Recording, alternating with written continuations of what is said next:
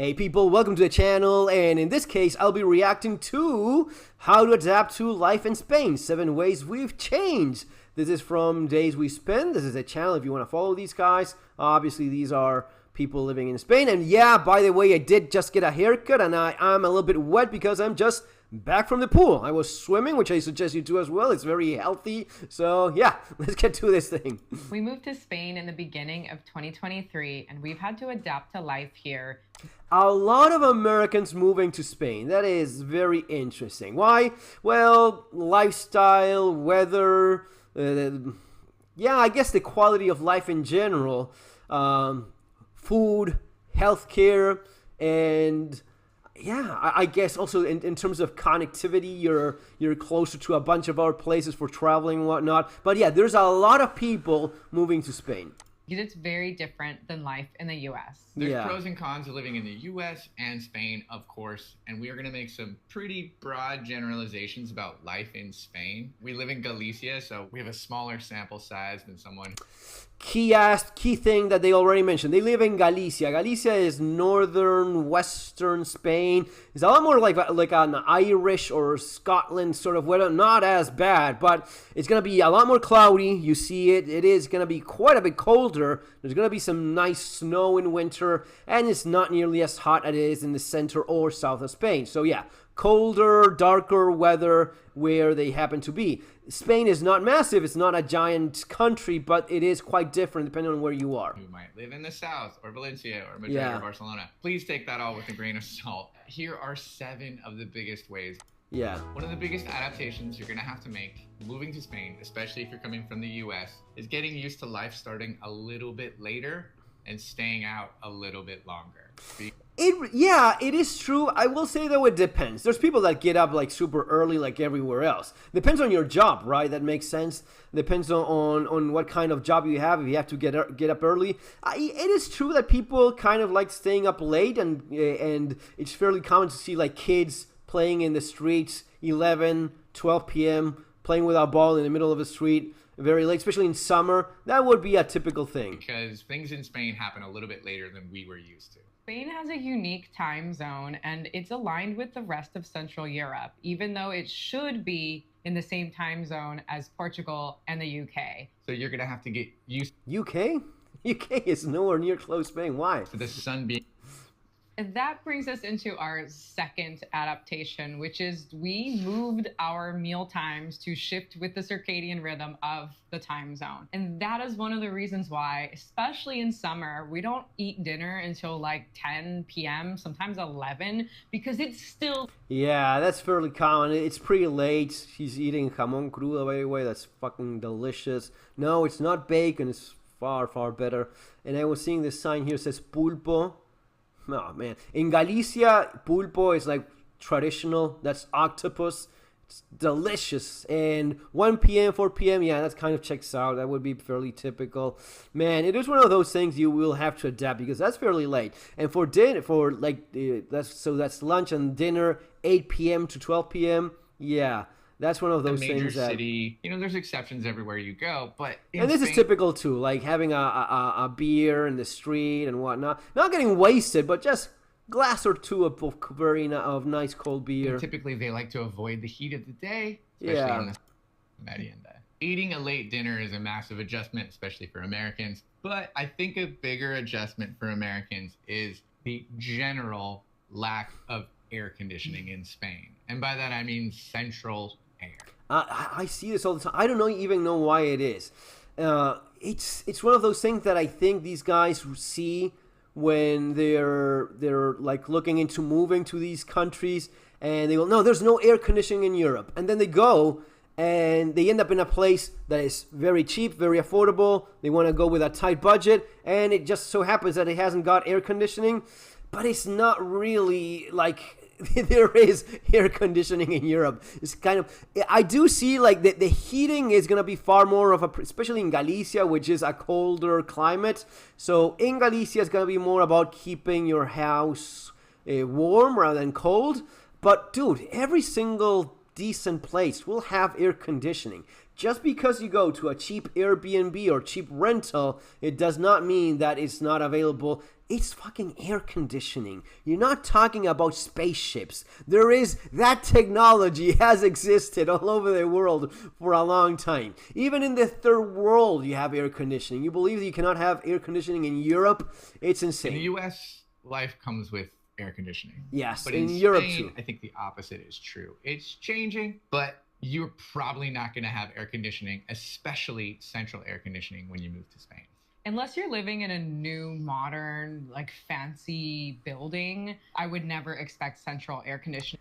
I cannot think of anywhere in Europe that I've been that did not have air conditioning, right? Not that it needed it or not, depending on if it was summer or not, but anywhere in Europe that needed like heating and air conditioning and didn't have it, you're talking about I was just saying low income, but it's not even that. Even in the social welfare apartment buildings, they have air conditioning. So I will just assume it's like very, very low, cheap income units for rentals for foreigners. Maybe that's the thing. Even our apartment, which is an old building, but a modern renovation, does not have central air conditioning or even units on the wall like the mini split.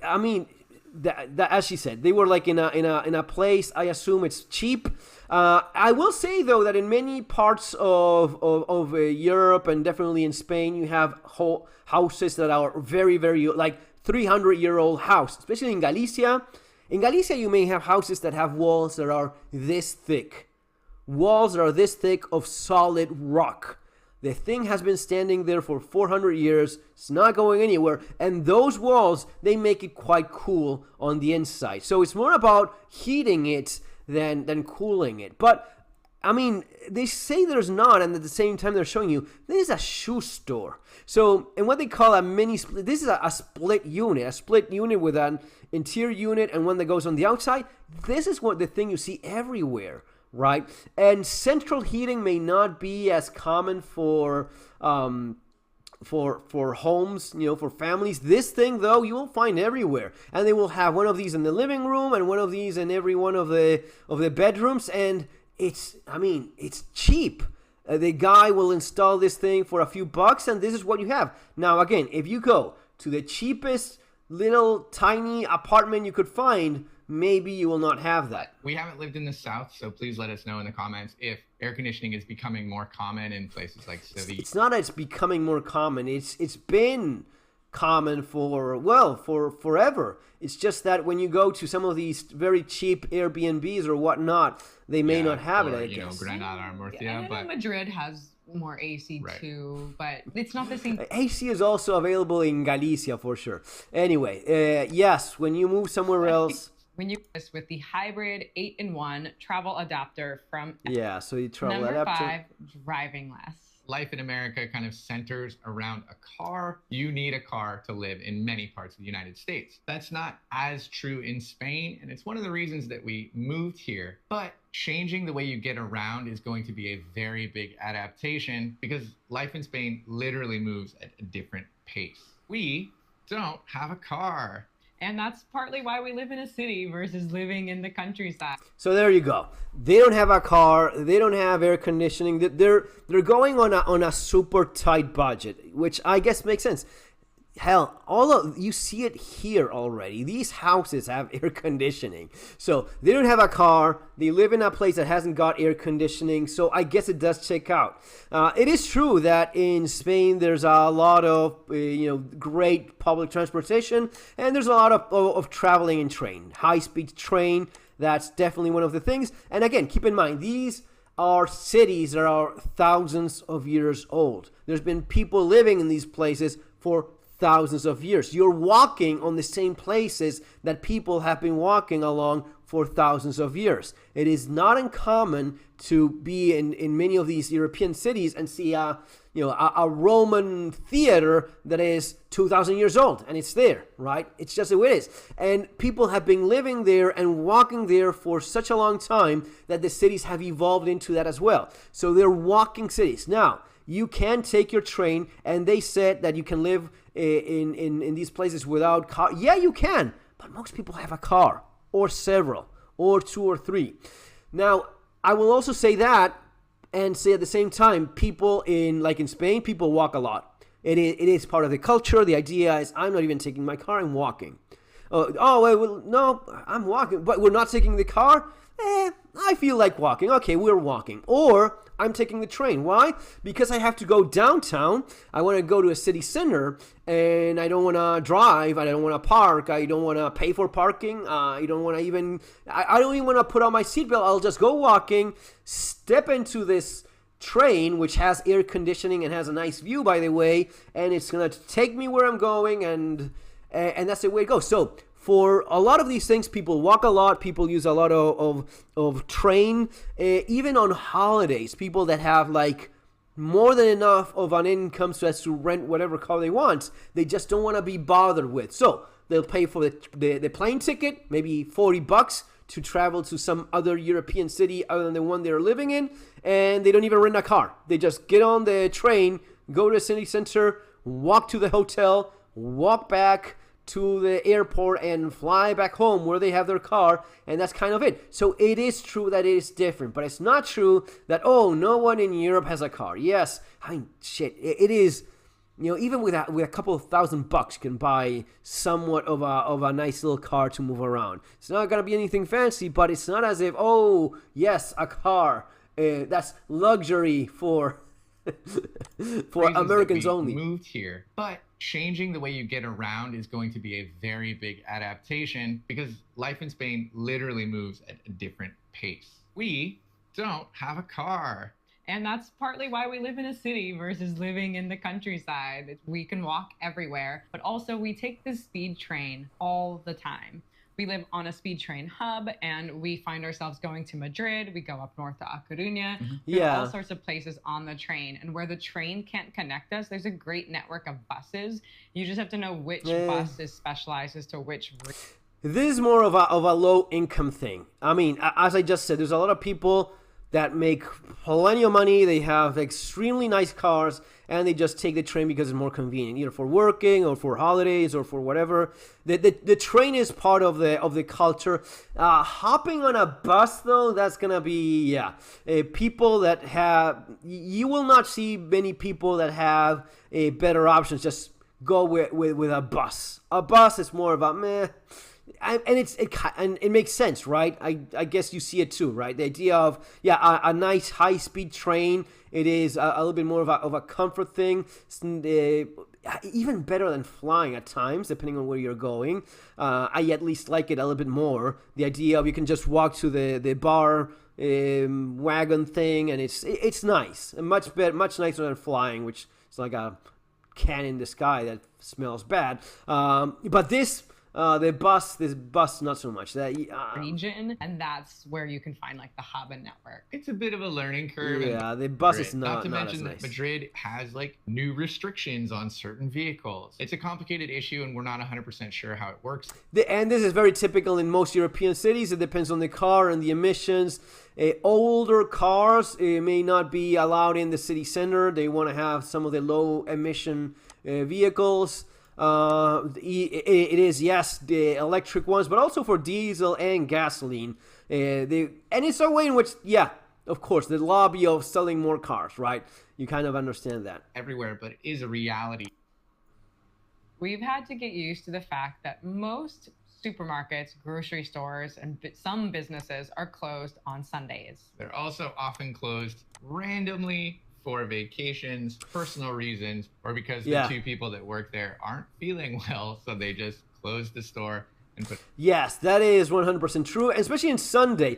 One of the things that people, and there was a video I reacted to from an American that was complaining, and she was crying and bitching and whining about, why, I want to go on Sundays, and it's not open. Well, you went for the quality of life. The quality of life means that people don't live to work. They work, and they don't live to work. They work just to pay for shit and live, but mostly about living and having your life. That's part of it. If you expect to have that work-life balance, you cannot expect someone else to be working on fucking Sundays. Go buy the shit you need. And it is true that some stores will be open also, but it is true that it's gonna be very few. Generally, everything is closed on Sundays because people rest, and the people that would be working there are resting too. Also, many of these small stores, which are very cool, and people love to sit in the local tiny bar and have like a beer and tapas and whatnot. These are like small family-owned stores. So if the guy is not feeling well, he just does not open that day, or he's on holidays. He just closes up and says, "Yeah, I'll be back in a couple of weeks." That's the way it goes. So that's fairly typical. This is one of the differences between your little bar in Galicia and everything being damn Starbucks and Hooters in US, right? When you have actual family-owned businesses, it will often be the case that they just close the door and just go do something else. They aren't feeling well, so they just close the store and put a handwritten sign that says back, and it usually has a specific date. We've had to adapt our shopping habits to the rhythm of life here, which can be either a little bit slower than you might be used to, or just kind of sporadic. How do you go shopping without a car? Right now, I get like you can walk back with a bag and whatnot, but damn, that's with disruptions that maybe we didn't plan for. There are restaurants open on Sunday. Most of them are open Sundays. Yeah. So if you realize you don't have anything to eat in the house on a Sunday, it's not the end of the world. Go out to eat. It's a great time to do that. But if you went, oh no, I was trying to meal prep all my meals for this week and it's Sunday morning and I didn't get all the ingredients I wanted, you're kind of out of luck. Yeah. Even in our city, about 105,000 people, there are, I think, 2 grocery stores open in the morning on Sunday morning. And that's it, 2. And that's gonna be that's kind of it. Maybe in some of the bigger cities there's gonna be something, but typically everything closes on Sundays because that's the day people rest. That's really rare. It's only because we're in. And we like that. We like that restaurants can close for the health and work-life balance of their employees. I think that's great, but it might mean that your plans get disrupted. Do something else. Well, the guy gets it, unlike that idiot that she was complaining about. Well, if I want to go and buy, it's lady, go back to U.S. If you don't like people having that work-life balance that you're supposedly even going there in the first place for, go back to where you came from. No one is forcing you. However, it's important to note that essential services will always be open. For instance, you will always have at least one pharmacy that is open on Sundays for emergencies. Places like hospitals never take a day off. Yeah, of course. Hospitals, pharmacies, and you know what? And this is for all of Europe, like gas stations, especially if it's going to be like gas stations that have like a little bit of a mini mart, that's going to be open. So it's not as if, I need a bottle of milk or something. Especially in like gas stations that they have like mini marts and mini shops, those will be open. These are generalizations to different regions and different places, and we know life in Galicia is a little more rural feeling, even though we're in a city. And so Galicia is gonna be a little bit more rural than most of the other places. I want to learn as well. The last big adaptation that you're gonna have to make if you move here from the U.S. is no clothes dryers. In your apartment. They don't exist. Spain doesn't have any. They exist. They've never been invented here. Like in the movie, the 2001, they're just touching them like an obelisk. What is this? The reason that clothes dryers in homes and apartments are very rare is... They're not rare. You don't have one because, go and buy one. It's a fucking clothes dryer. Go and buy one. It's not the end of the world. Fuck. Because you don't need them. Everyone just has clotheslines or... No, this is ghetto stuff. Like hang it, and I know that some people do it. And some people are going to be cheap. I think this is kind of... looks like shit. Drying racks that you put your clothes on, put them outside, you can hang them out of your window. They're going to be dry magically from the air for free. Even where we live, where it's wet and moist and rains a lot in the north of Spain, it's still not common to have a dryer. It's super common to have a dryer everywhere in you. Guys, it's basically like this. Do you know someone that lives in the United States that has no car, no health care, no... Do you know someone in the United States that lives under a fucking bridge? Okay, does that mean that everyone in the United States lives under a bridge or lives in a van? No. Are there lots of people that live in vans in US that are? Yes, I'm sure there are. I'm sure there's lots of people that live in their cars in the United States. Sadly, it is true. But it does not mean that everyone has that same experience. No air conditioning, no car, no clothes dryer. Okay, you're like going in a super, super tight budget. You don't even want to buy a clothes dryer? You maybe own your apartment or you're in like a really fancy place, because if you really need a dryer, there's a laundromat at least a few blocks away that you can pay to use the dryer. Why? Why would you I mean, you're living there apparently. That's the kind of thing you do like on a holiday, I guess. Why would you pay for a... I will say this can be a little bit challenging in the winter. We are less likely to hang our clothes outside, which means they're inside and it's a little bit more damp. We have to use a little heater and kind of try to blow air on it. And dehumidifiers. Yeah, so it's not perfect, but I don't even really think about it anymore. I mean, having a dryer would be nice. Personally, I think I've adapted.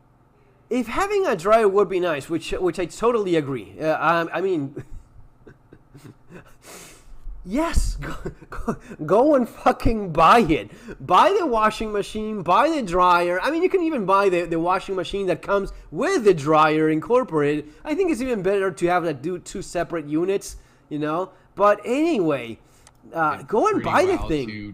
The washer is where you clean them, and then they go outside. It's not convenient, but it's easy. Yeah, and it doesn't cost anything to hang up your clothes to dry, unlike running the electricity of a dryer. And your clothes will last longer not putting them through the heat of a dryer cycle. Especially we wear a lot of merino wool. I wear a lot of vintage clothing. These are things I would normally be air drying anyway, so we just got in the habit of air drying everything. We love living here. I think it's been... Yeah, I don't know about that. Honestly, I don't know about that. I'm seeing this thing, so they have like a... The washer is where you clean them. So they have... It's a small place because it is... The washing machine is right there in the kitchen. They don't even have like a tiny little laundry room where you would have typically a washing machine and a dryer and, you know, stuff for your clothes. So it's... Guys, if you're going to go and you're going to rent a tiny little cheap place in Galicia, it's probably not going to have a dryer. It's probably not going to have AC. Even though I'm a bit surprised by that because, as I said, it does get kind of hot in Galicia in summer, even though it's more of a winter place. You know, it's more of a snowy and winter place, and it's a bit less sunny and, you know, a little bit more rainy and whatnot. But still... But if you want to rent a place for $500, you know, or whatever it is it's costing them over there, yeah, it probably will not have. But, dude, you don't have the car. You don't have the air, the AC. You don't have a clothes dryer. It's not that these things do not exist in Europe. It's that you just don't want to pay for them. And then they go out. Vintage clothing. We love living here. I think it's been... I have no doubt. I mean, if you're going to live... seriously, let's talk seriously for a second. On obviously the budget that they're living in, which is like super, low cost budget based on everything that they've said so far. Of course, you're gonna live much better in Spain, especially in Galicia, which is within Spain. It is one of the more affordable places in Spain because in Spain you have the capital. That's gonna be Madrid. Madrid's not gonna be really all that affordable. It's very nice. It's a beautiful city. But it's not going to be cheap. Oh, I live in Barcelona. Barcelona is commie Spain. So no.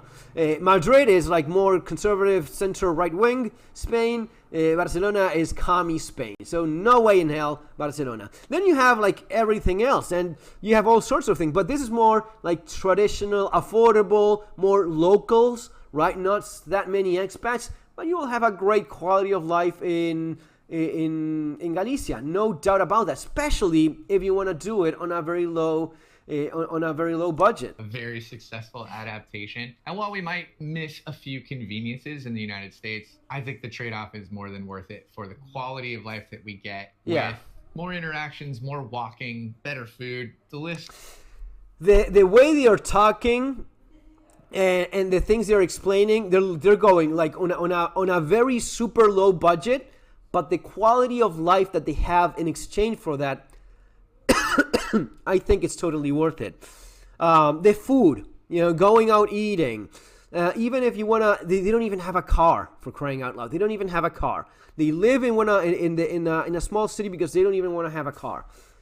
Not having a car in Europe is far easier than not having a car in the United States. Now, personally, I think you can go a notch or two more and have a car, maybe nicer or not, but at least have one, and have some of these little conveniences like freaking having a clothes dryer and an AC. But if you're gonna do this, it's definitely a place to do it, because as you see it, the quality of life, you're gonna eat some tapas and have some drinks. I'm not an alcohol drinking person much, but if you're gonna have food and whatnot, it's very high quality and it is affordable and the environment is nice, and you don't have to leave a damn 50 or 40% tip. Just leaving a buck or two there on the table is going to be appreciated, because these are small local places that they don't have that sort of culture. It's kind of like, I don't know, it ruins the idea of going out eating if you have to pay 30, 40, 50% tipping every time you go out.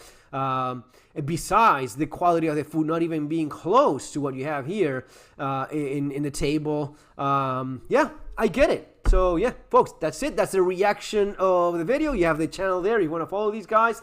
That's going to be all for now. See you later. Take care.